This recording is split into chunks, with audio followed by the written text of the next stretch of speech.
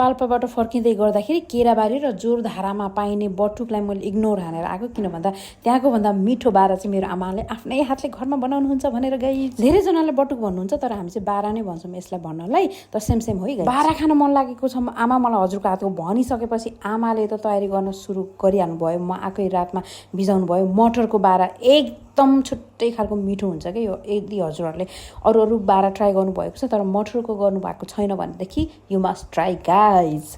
खासमा एकादशीको व्रत पनि मैले राखेको थिएँ, तर पनि अब बारा बनाइहाल्छु भनेर चाहिँ म बिहानैदेखि लागि परेँ म पनि। अनि त्यसपछि एकछिन सबैजनालाई खाना दिएर हामी बसिरहेका थियौँ। घरमा त पाहुना आउनुभयो, त्यो पनि यत्रो ठुलो कटर, मभन्दा ठुलो त नभनौँ तर म जत्रै के कटर बोकेर आउनुभयो। अनि मैले लिसाङले पालो ओहो हामी जत्रै कटर चाहिँ हामीले उचाल्न सक्छौँ कि सक्दैनौँ भनेर यसो ट्राई गरेर पनि हेऱ्यौँ। अनि एकछिनपछि गफ गर्दै हुनुहुन्थ्यो छ्यामाहरू चाहिँ, छ्यामाहरूको कोसेली हो कि यो चाहिँ। कोसेली त अरू पनि छ, हामीले लास्टमा फेरि देखाउँला के कोसेली आइपुग्यो आज भनेर चाहिँ। अनि लिसाङले चाहिँ आफ्नो मम्मीको लागि चाहिँ सादा सुजीको रोटी बनाउन तयारी गर्दैछ। लिसाङलाई चाहिँ घरको काम गर्न एकदम मनपर्छ कि। मैले चाहिँ यसो भनेको मात्रै थिएँ गर्छौ र तिमी तयारी भनेर भन्दाखेरि त लिसाङले त झन् एकदम खुसी भएर मै गर्छु भने कि। अनि यता बजेसँग गफ गर्दै गर्नुभएको महानुभाव चाहिँ रिसर्चको लागि आउनु भएको अरे है त।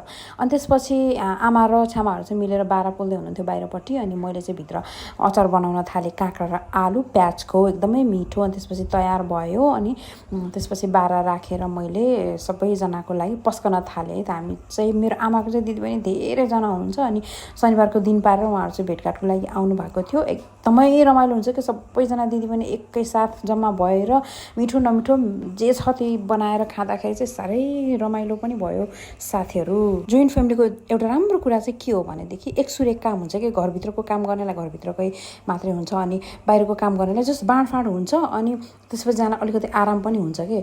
अब त्यही ठाउँमा न्युक्लियर फ्यामिली एकल फ्यामिली छ भने चाहिँ अब देख्दाखेरि काम खासै देखिएको हुँदैन, तर बाहिर भित्र पूजा आजा भाँडा माझा सबै आफैलाई हुन्छ। अनि त्यो झन् त्यो रेस्ट भन्ने टाइमै हुँदैन, देख्दाखेरि केही काम छैन जस्तो हुन्छ।